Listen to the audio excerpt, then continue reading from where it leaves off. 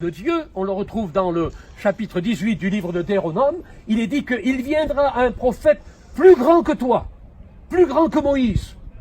C'est Dieu qui le dit, plus grand que Moïse. Et pourtant, pour le peuple juif, notre ami Daniel n'est pas là, mais il pourrait peut-être éventuellement écouter ce que je dis, mais en définitive, pour les juifs, un homme plus grand que Moïse, ça ne peut pas exister.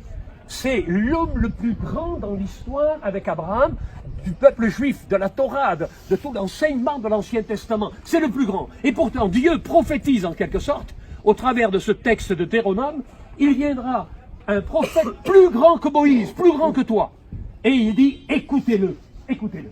Et là, en quelque sorte, c'est la réalisation de cette grandeur manifestée de Jésus par Moïse lui-même, qui en définitive est à côté de lui, comme pour montrer qu'en définitive, le centre même, il est au milieu, Jésus est au milieu, le centre même de toute la réalité de la Bible, eh bien c'est Jésus. Amen. Moïse est là, les prophètes sont là, au travers d'Élie le prophète, mais le centre même de la Bible, c'est Jésus. Amen. Et laissez-moi vous dire une chose, très rapidement, je ne veux pas vous tenir longtemps, mais dans l'ombre de l'Ancien Testament, il ne faut pas oublier que du temps de Jésus, l'évangile de Matthieu n'avait pas encore été écrit, l'évangile de Marc n'avait pas été écrit, l'évangile de Luc n'avait pas été écrit, ni même celui de Jean, ni même les actes des apôtres, ni même les épîtres de Paul. Le Nouveau Testament n'avait pas encore été écrit, il n'y en avait rien. Ce qui restait, c'était les textes de l'Ancien Testament, la première partie de la Bible qu'on appelle l'Ancien Testament.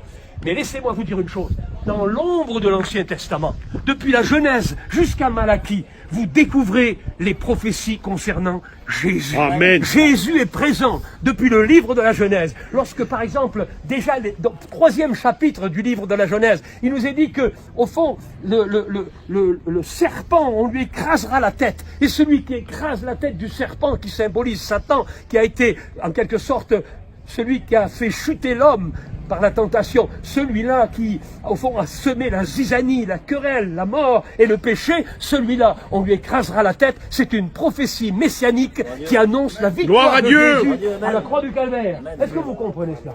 Et puis, quand vous allez plus loin, vous regardez Abraham, le père des croyants, l'homme qui a manifesté un acte de foi extraordinaire, qui a laissé son pays, sa patrie, et qui est parti à l'aventure pour obéir à Dieu. La promesse lui a été faite, il serait père d'une multitude.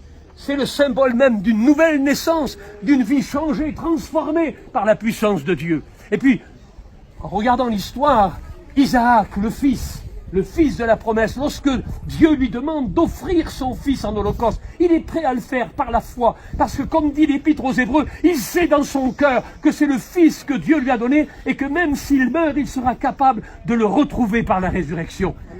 Et voici qu'il est prêt à sacrifier son fils. Et au moment où il va sacrifier son fils sur le mont Moria, que l'on retrouvera justement à Jérusalem, la montagne qu'on appelle la montagne sacrée, le lieu où aujourd'hui, hélas, il y a la mosquée d'Omar, mais qui était le lieu saint, le lieu où Abraham a voulu sacrifier son fils. La main de l'ange a retenu le sacrifice. Mais laissez-moi vous dire une chose, c'est une préfiguration prophétique.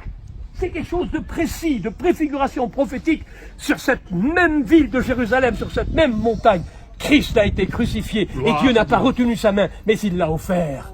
Il a tellement aimé le monde, nous dit l'évangile de Jean au chapitre 3, qu'il a donné son Fils, afin que quiconque croit en lui ne périsse pas, mais qu'il ait la vie éternelle. Et Jésus a dit lui-même, mais moi, ma vie, personne ne me la prend. Jésus n'est pas un martyr, mais il a offert sa vie.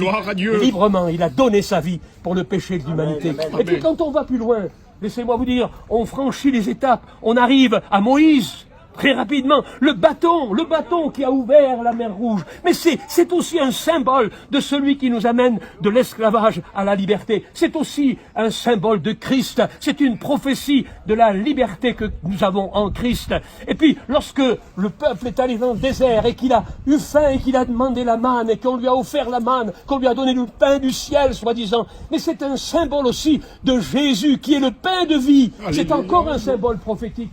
Et puis quand on va plus loin, que le peuple meurt de soif, et que Moïse va avec son bâton frapper le rocher, c'est aussi un symbole. N'est-il pas dit que Jésus est la source des eaux vives, et qu'il apporte de quoi désaltérer le Gloire monde à Dieu. par cette eau vive qu'il donne. Je suis la source des eaux vives. Alléluia. Celui qui boira de l'eau que je lui donnerai aura la vie. Gloire à Dieu. Tous les parties prophétiques. Et puis laissez-moi vous dire une chose.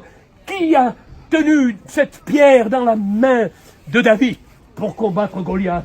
Cette pierre qui a été lancée et qui a vaincu le géant, qui a terrassé le géant, c'est encore un symbole de Christ qui nous donne une parfaite victoire en tout temps. Gloire à Dieu. Et toutes les prophéties messianiques, vous prenez les psaumes de David, le psaume 22 qui nous parle des mains et des pieds percés de Jésus, que vous regardez, son dos a été labouré, ou vous regardez le psaume 23 où il nous est parlé du bon berger, c'est encore un symbole de Christ, c'est une prophétie messianique.